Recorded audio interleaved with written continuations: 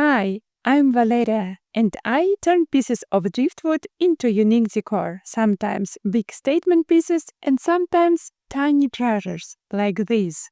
Today, I will show you how to make a charming little island.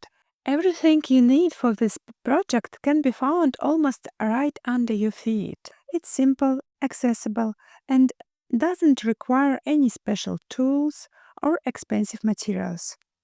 Here's what you will need: a base for the island, any small piece of dry wood you can find outdoors, a wine cork for the lighthouse, a screw or a small bolt which will twist into the top to create the lighthouse roof, a tiny house. You can carve it from wood or cut it from another wine cork using a simple knife. A small piece of thick cardboard or thin plywood for the house roof and doors. Acrylic paints, a palette, two brushes, one flat and one thin. A craft knife to cut out the doors. Super glue for assembly. And finally, a dry plant or flower like a eucalyptus twig to imitate a little tree. If you'd prefer to skip the searching and gathering, I also offer a ready-to-use DIY kit with all the materials included. You can find them in my Etsy shop. The link is in the description.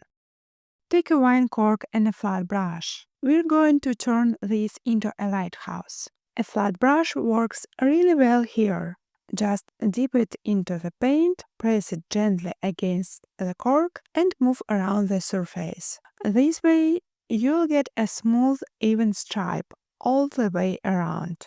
I paint two white stripes and one white red stripe in between. Then I use a thin brush to add one more narrow red stripe for balance, and I set it aside to dry. Now I paint the house using a deep red color. I add a little black to the red to make it more natural and earthy. Now let's move on to the island base. I chose a piece of wood that has a flat bottom, so it stands easily on a shelf or table. To paint the water around the island, I mix blue with a little black and cover the lower area of the wood where the waves will be. Then I add touches of white and emerald green to the palette and gently brush them over the top of the dark base. This way, I create a soft wave effect. I don't cover everything, just the upper part of the waves to add movement and depth.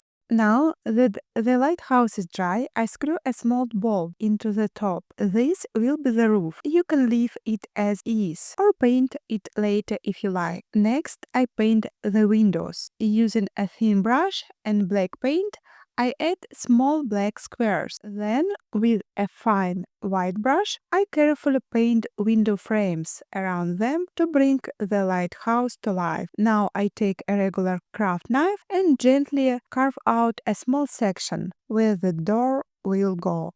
With a flat brush, I paint the windows on the house using black paint. Then, just like with the lighthouse, I add white window frames using a thin brush. I cut out the door space with a craft knife and insert a small door made from thin plywood or thick cardboard. Next, I test the placement of the house and the lighthouse, deciding where they will sit on the island. Once I'm happy with the layout, I glue them in place.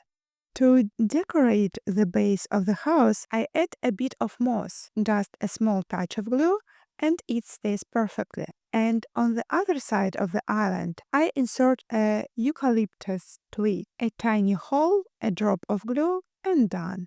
Look at this lovely little island we've created.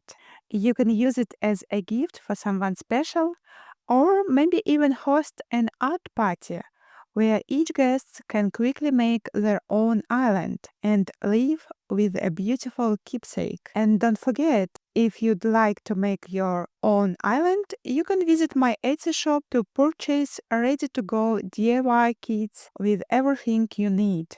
Or, if you prefer a detailed step-by-step guide with photos, that's also available in my shop.